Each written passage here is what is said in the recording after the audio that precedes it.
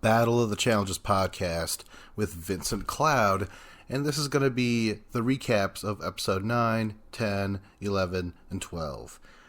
This is going to be super quick because I'm super late and I don't have a lot of super time, so we're going to try and cram all this shit together. Alright, here we go. Episode 9, Lady Vengeance.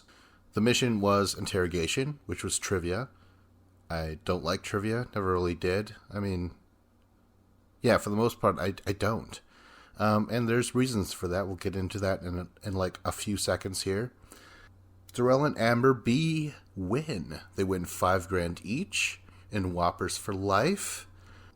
Whoppers for life. How do you feel about it? I don't mind Whoppers. I usually get a Whopper with cheese, but I think that would be extra. So, if I were to win Whoppers for life, I would still have to buy that cheese. Next thing I have written down. 2 of the questions are actually about TJ. They're like, true or false, did I win 3 gold medals? And then the other one was like, TJ, what do my initials stand for? And, yeah, every time, it's all about TJ. He says, like, hey, everybody knows that this is my favorite episode to do or whatever. And really, it's like, if we all knew, you wouldn't have to bring it up every time. TJ, I don't know. I have my problems with him, and they show up. It's just this great excuse for him to laugh and stick his tongue out. He's just like... and say, like, oh, God, you guys are so fucking stupid, I don't really dig it. I think what started this whole thing off was that one time in the Duel 2, there was a mission where they had a spelling bee above water, and if you got it wrong, yeah, you would drop, right? Brilliant. But what everyone missed, or at least the producers, they were just like, well, it was great because they looked like idiots, and then they fell. So now you're nervous. You don't want to fall, and you get stuff wrong. But it was a spelling bee in that Duel 2 episode.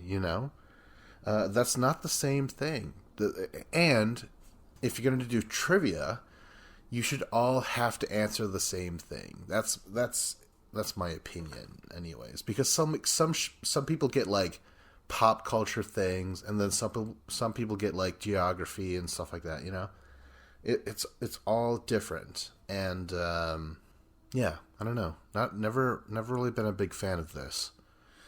For my notes, Amber B wants to put in Teresa after Nani course corrects her from choosing Gabby. That's right. At first, Amber B is like, I fucking won, and I don't like how Gabby's like making me feel. That's bad vibes. I want her out of here. But Nani's like, no, you're gonna put in Teresa, And that's exactly what happens. Let's get into the elimination, which is snapping point 2, part 2, right? Like, we're starting to copy all these eliminations now, which is fine because now they have an additional thing you have to do, right? It makes it a little bit harder. I would say, so far, that the part 2s, the repeats, are way better than the first time they ran these things through. So, yeah, I do like this aspect of, like, little sequels, little elimination sequels, right? Snapping point part 2. Okay, yeah, so Amber B chooses not to go in, which at the time, like a freaking month ago, was outrageous. And I was like, "What? Oh my gosh, you've dwindled it. You've wasted everything." Spoilers, she's going to go into the very next elimination and then get her gold skull anyways. So, yeah, it is weird to go through these emotions, but yeah. Oh yeah, okay, so she puts in Casey. She does say it before it happens. She's like, Casey, do you want a skull? And she's like, yeah, man, fucking put me in, or whatever, And so she does, and this snapping point is way better because you're not just trying to cross a finish line and just like dig your heels in. But that's Teresa's technique. But the addition of like 3 extra rings, and you have to run and grab one ring and bring it to a loop or whatever, that's something different. That's better for sure. And yeah, Teresa, she just digs in and eventually waits for Casey to tire. But what Casey's doing is, yeah, maybe she is getting a little tired out, but she's running the whole thing. She's grabbing those rings, and she's doing a great job. Teresa's gone, or Toxic T. Remember that little thing that emerged for one episode? That nickname was uttered like 16 times in one episode. I'm like, no, don't try and this. You're trying to make fetch happen. All right, stop it. Okay, so Casey gets a gold skull, and then she stays with Leroy. Damn it, this is so crazy because this has happened so long ago. I'm trying to remember. This is significant. I believe this was a good indication that they were going to stay together because Leroy stayed with her as well. Yeah, he already has his gold skull at this point. Wow, time travel, or just looking back fondly. Okay, it stays with Leroy. Fine. Amber M, who was a rogue agent, is now with Corey. The fucking, anyone ever watched Muppet Treasure Island? Or Treasure Island in general? But I'm just going from this version where Billy Bones is given the black spot. Remember that? Yeah. I'm calling Corey that piece of paper. that blind Muppet gives Billy Bones. All right, well, let's move on here. I mean, as soon as it happened, like she's screwed anyways, right? Let's move on to Double Agents episode 10, A Clockwork, Amber, and Forever on Wikipedia. I would check on the episode. And the title that they put up on there was not A Clockwork Amber, but Amber Alert. And I kept thinking, I was like, there's no way. There's no way they're going to give that title. Put that on the air. I'm like, this is in such poor taste. Like, I don't give a shit if it's if Amber is in that title. Don't do it. So A Clockwork Amber works better in a way. Wait a minute. Hold on. What happens? Because Amber M votes herself in, right? Isn't there a thing about like mental hypnosis or brainwash in the movie? I know it's a book, but in the movie A Clockwork Orange? So maybe it does work. Yeah.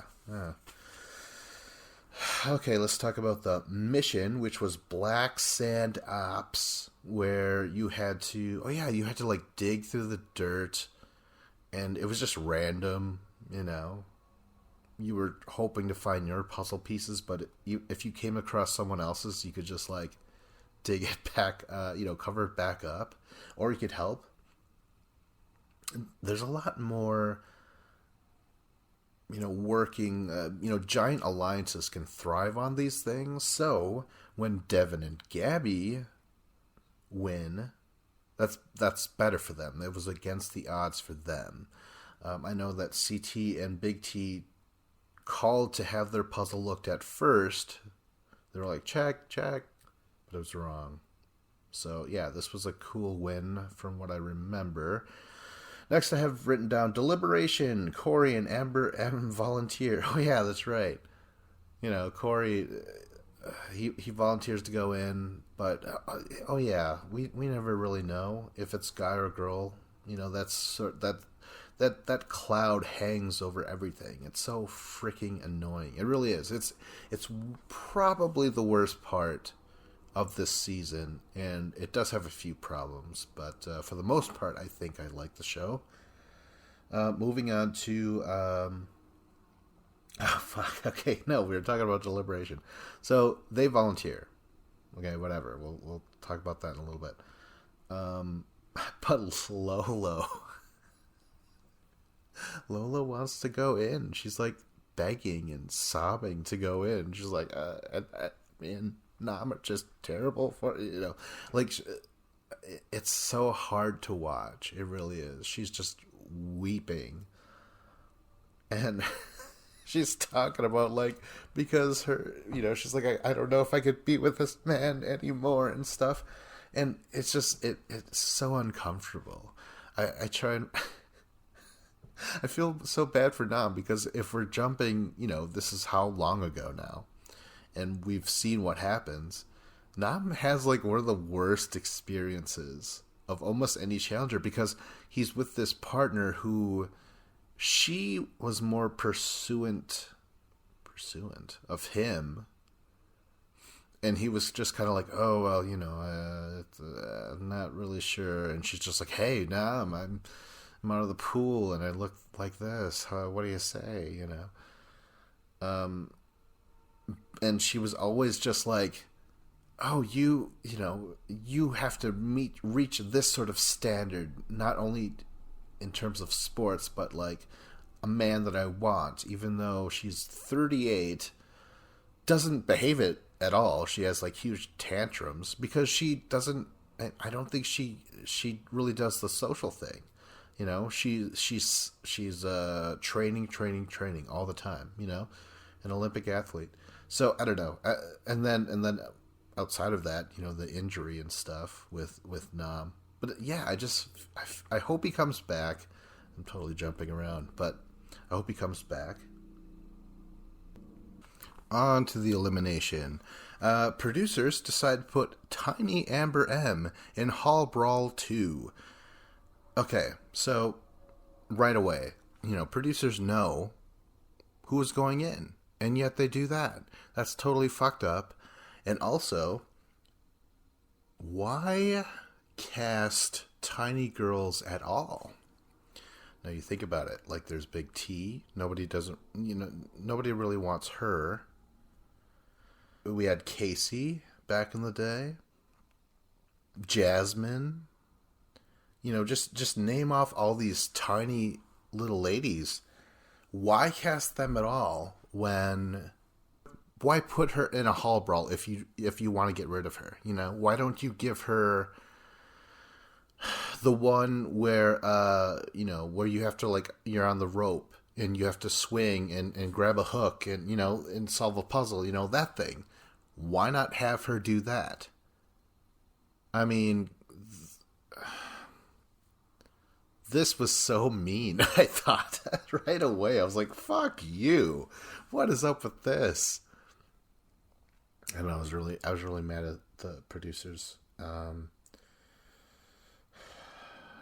And also, have we had a small female, like, who does really good? I'm thinking, the first thing I thought of was, like, maybe Jillian, last seen on Fresh Meat 2, but was she really that small? Maybe she was skinny and just kind of tall. I don't know. I don't remember, really. But yeah, it's so odd. It's like, yeah, I'm tiny, but then you think, like, God, why did they, like, honestly, with Jasmine too, awesome personality, but are they not meant to get far? It sucks. It really does suck. Okay, what do we got here? Okay, so Amber B goes in because, oh yeah, Gabby doesn't want to go against Amber M. But then again, the stupid thing about, like, well, Devin was there, and he's like, we don't know at all if it's a guy day or a girl day, so I don't want to go down there. I don't think you should either. And that makes sense from his side for sure, because again, no one ever knows who is going to go in and stuff. It's ridiculous. I was actually thinking it should have been Guys' Day and Girl Day at the same time, right? Because yeah, I think I just like that better. Yeah, here we go. Amber B wins. It was like a no-brainer. I think Amber M got concussed on that first impact, right? Amber B decides to stay with Darrell. And then Corey is rogue after he's now had 5 partners. That's crazy. And Amber M, yeah, I shall miss you. Double Agents, episode 11, An Inconvenient Goof. Mission was the airlift thing. That's when CT and Big T swing from a boat to a chopper, from a rope to a platform. Oh yeah, jump in the water and swim. They did really good. Okay, so I wrote some stuff down here. Josh and Devin missed their ropes, right? And Devin gave Josh a bunch of shit about that. And he's like, not now, not now, Devin, just not now. And Devin is just like, you fucking missed it. And then it happens to Devin, right? I think that, you know how complicated that stunt is to do anyways? I felt that both Devin and Josh's ropes were way far off to their left. And I think that's on the stuntmen. That's on the drivers, you know? That's pretty intricate shit that they have to do. And yeah, I don't really think it's either their faults, you know? It was just funny that it was Josh and Devin, right? Oh, and then Anissa, she grabs her rope, but she can't hold on for long and she falls. But you know what? What did she say that one time? She's like, Fessy, we don't have to win this. This isn't the final. It's like, no, Anissa. You know goddamn well you couldn't do it. And the same thing applies with this rope thing, you know? I mean, she didn't make any excuse like that. But it's just that's what's happening. That's clearly what's happening here. Fuck. Alright. Oh, okay, so CT and Big T win. Big T was just like, oh my god, like, you know, I didn't tell you before, but I was a swim club or something. Yeah, she swam. She was on the swimming team or whatever. And she was like, you know, I didn't want to say anything in case I was rusty or whatever. And then CT's like, well, the rope, like, you had this great grip on it, too. And she's like, oh, that's from pole lessons or whatever, you know? So, kind of funny, right? Let's get into the deliberation. Darrell ends up being the swing vote because basically CT is, like, going around the house and he tells Kyle, he's like, give me the goof. Yeah, he tells Anissa. He tells people, he's like, I want the goof. Give me the fucking goof. They're like, fucking Josh, man. Yeah? But we're kind of aligned with him and stuff. And he's like, listen, give me goof. And I will not take Cam from you. Just give me what I want. And Kyle's like, all right, man. All right, you know. And meanwhile, Leroy is kind of like sitting back like, I don't know you. This is awkward. Like, what the fuck? It's so weird, Leroy's relationship with CT on this season compared to Leroy's very first season with CT and very first season ever, Rivals 1. Remember? They were pretty chill with each other and stuff, you know?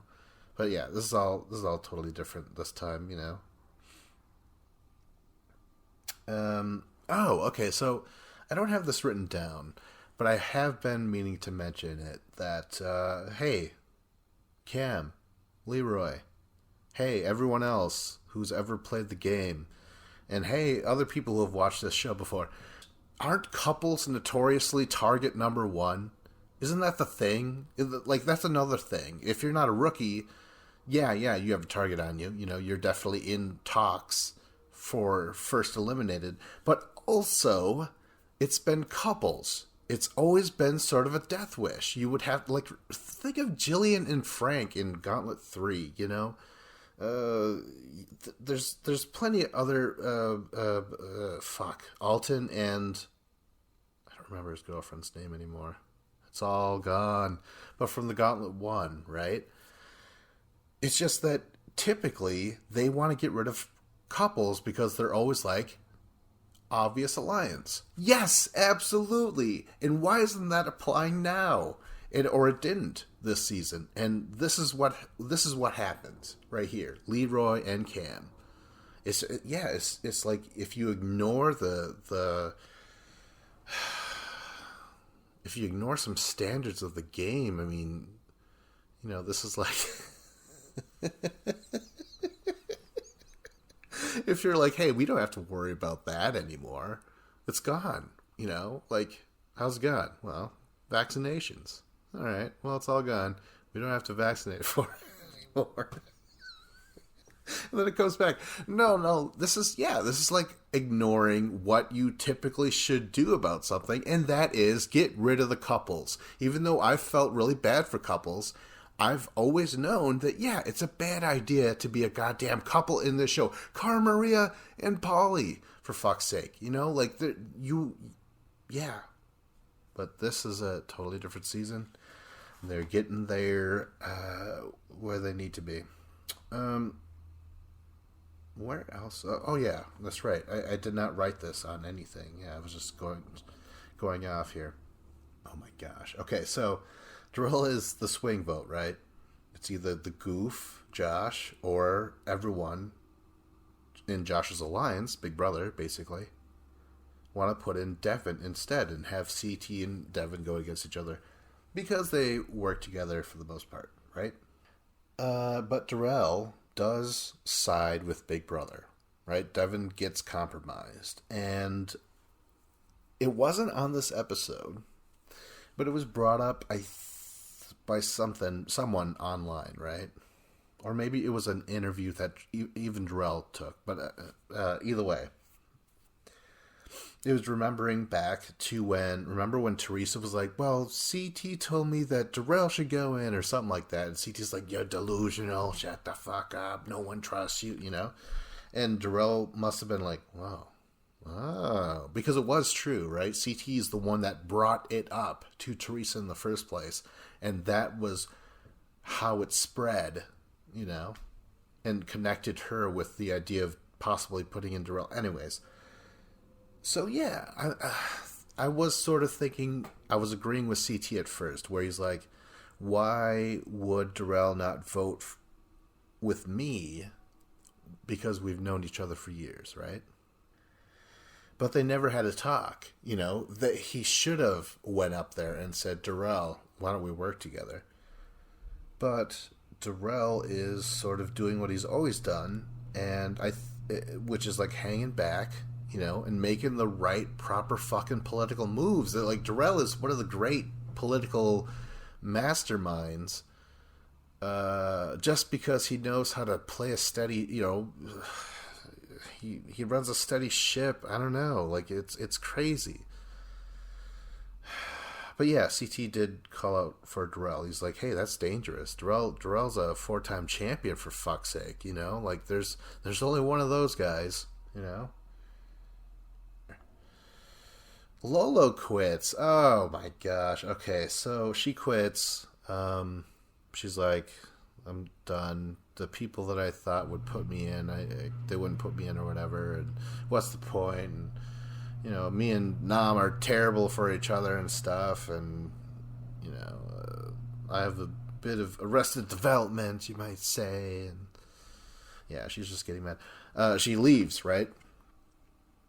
I don't even think. No, it's not. It's not even discussed on the show. Like, TJ, doesn't TJ usually say something, like just saying like, "Hey, she's gone." Does he mention that in this episode? Who remembers? Because it was a good 2 weeks ago, something like that. But I do want to discuss. Lolo said on Twitter something about like, the producers told her to leave, and then that she made the U.S. bobsled team, and she could have missed it by 2 days had she not left or something, right? So what is it? Like, what? Are you mad that producers told you to leave? And did they say, like, hey, listen, this challenge is, we produce this, and we know how fucking, this is no Olympics. you should go into the Olympics and make that bobsled team you've said, we want you to follow your dreams, But she didn't say that. So we don't know if... Yeah, she said, like, producers told her to leave and then make up a reason why or something. I don't know. That's really... It's really annoying, especially if she played into it and she was like, well, I gotta leave just because of the things that I've mentioned this entire season, Like, these were all legitimate reasons. Well, not legitimate, but, like, these were reasons that we know she's been saying forever, right?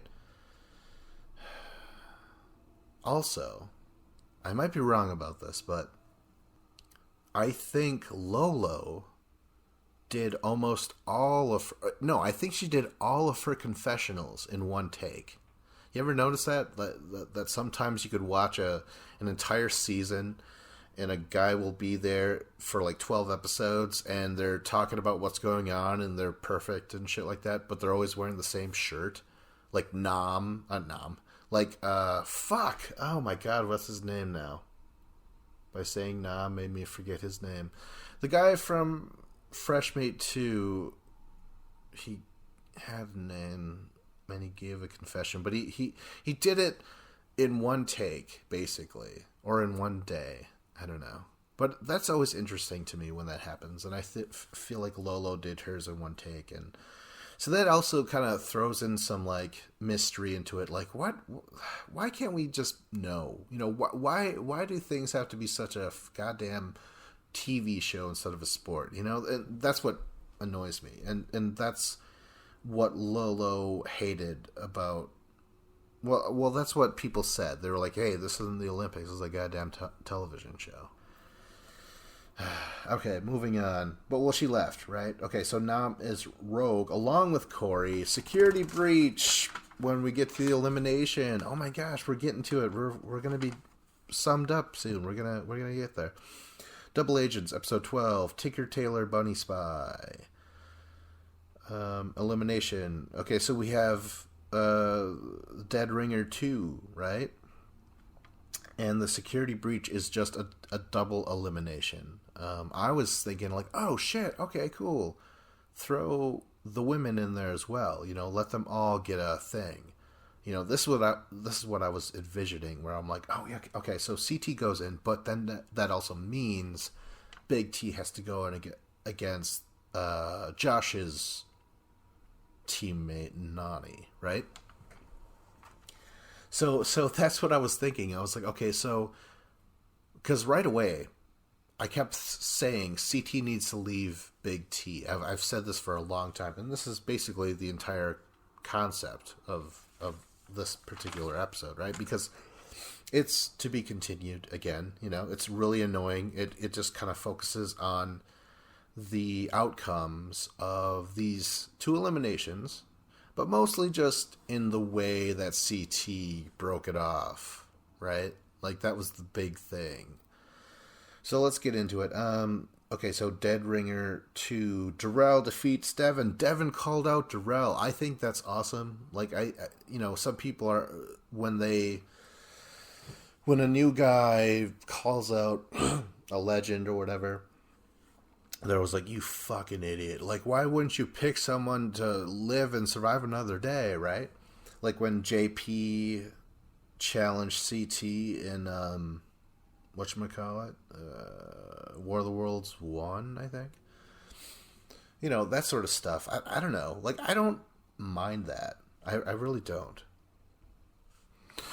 So anyways, yeah, Devin's like, hey man, I'm gonna fucking take out Darrell, and he mentioned this great thing about, like, hey, I took out Bananas, I took out Wes, in eliminations.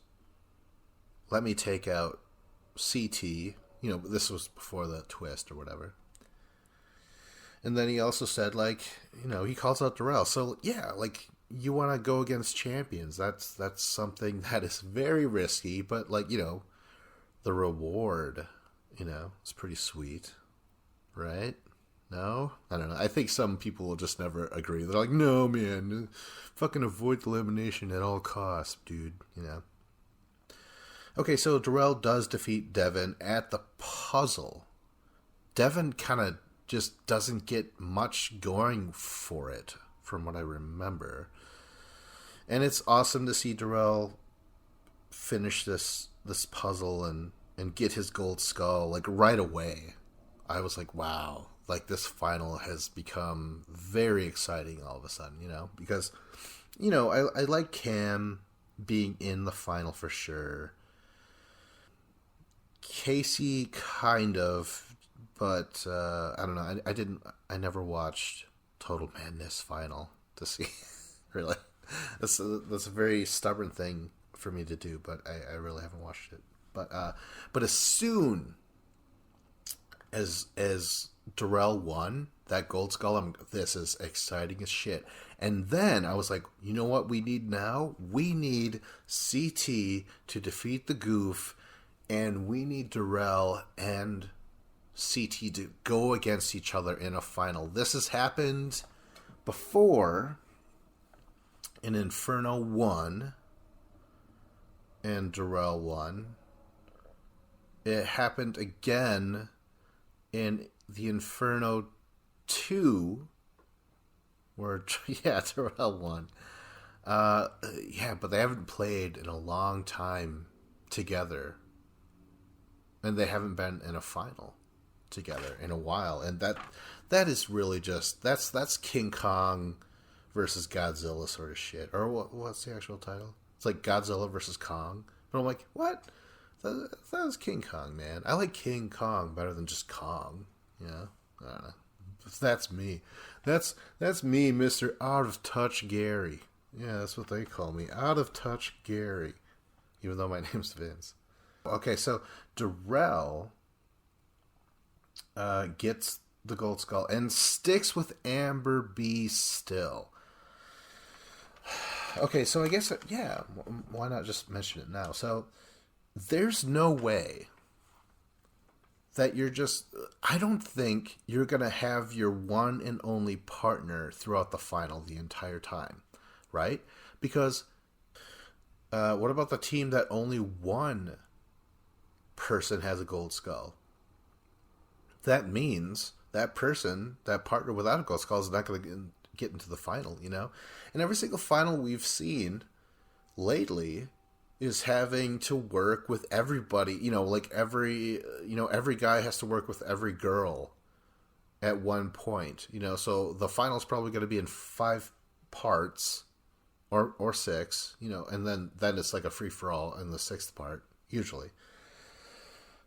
So I don't know, I kind of felt when this was happening, I was like, I think even though Darrell chooses to be with Amber B and vice versa in the final and run together, I think they're going to be separated and they're going to have to work with everyone that's in the final. And this is when I was like, God damn it. If CT leaves Big T, that's fine, but I don't think there's going to be much of a difference because this is, it's like, well, he's said so much praise of her and he's even said, like, I wouldn't trade you, like, I wouldn't leave you or whatever, right? Okay, so CT defeats Josh really quickly too. Holy shit, that was really impressive. Like just as soon as CT had the puzzle, it was done like a flash.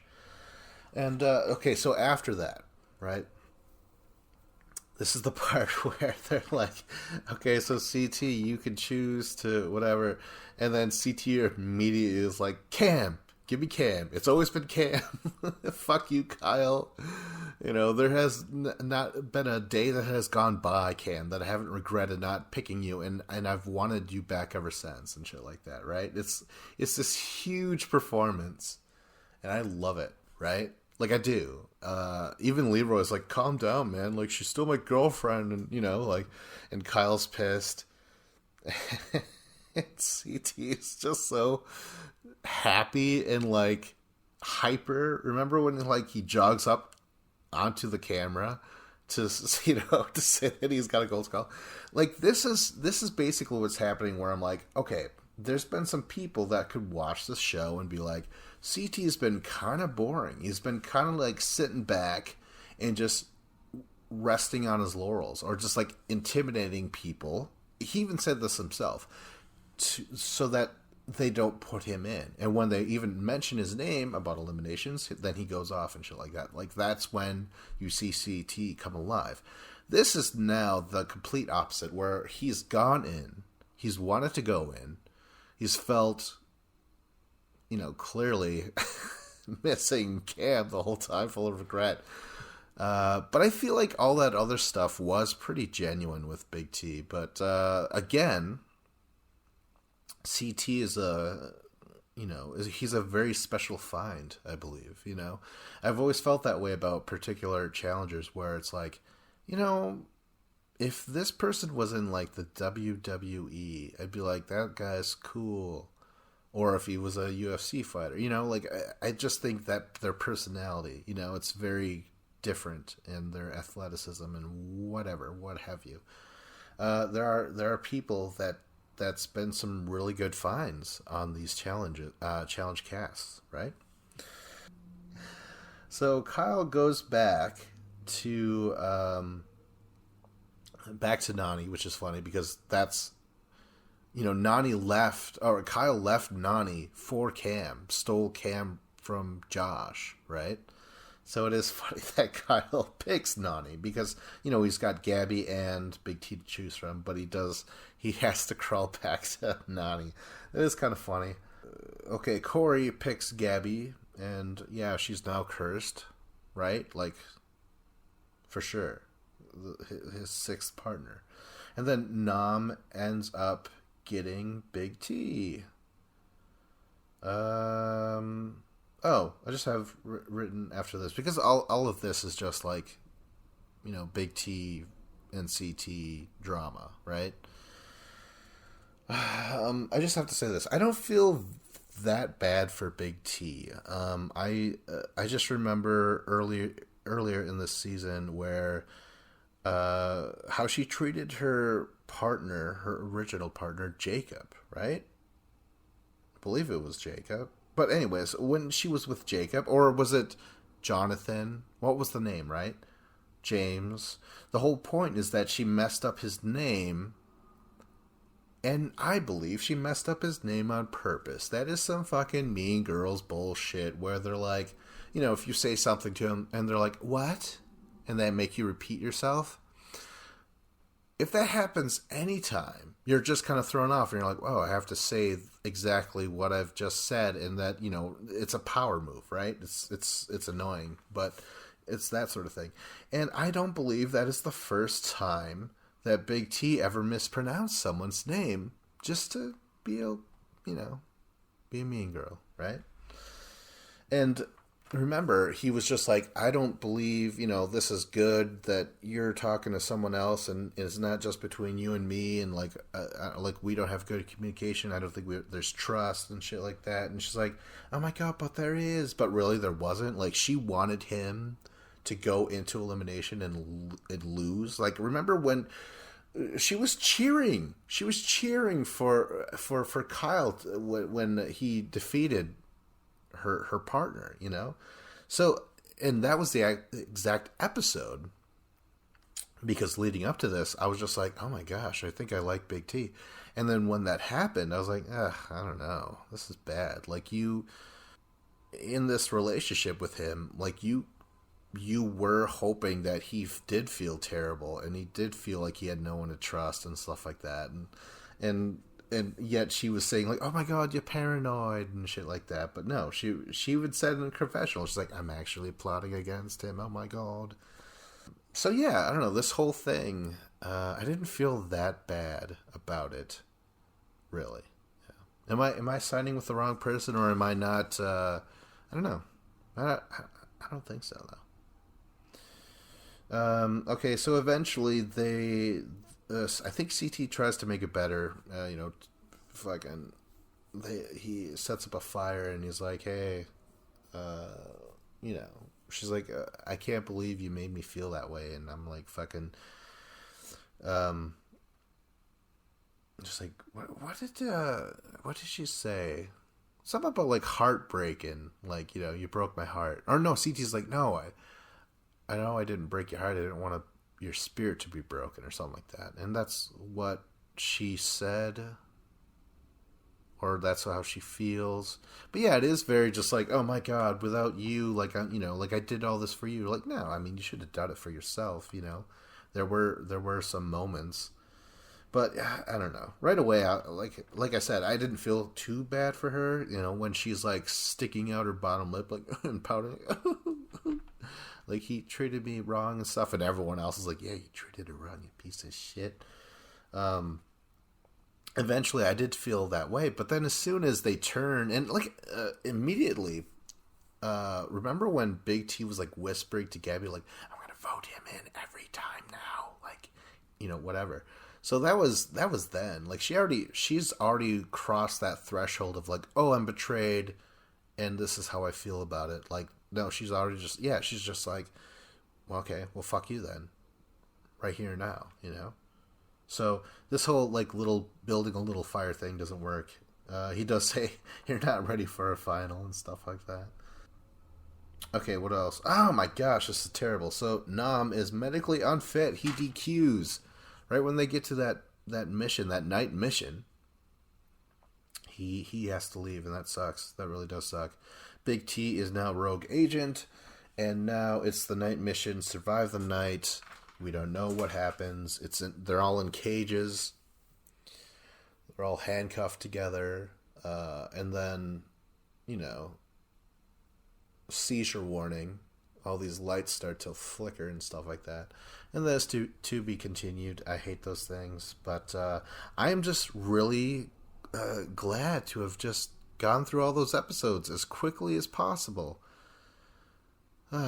It's a great... All things must pass, right?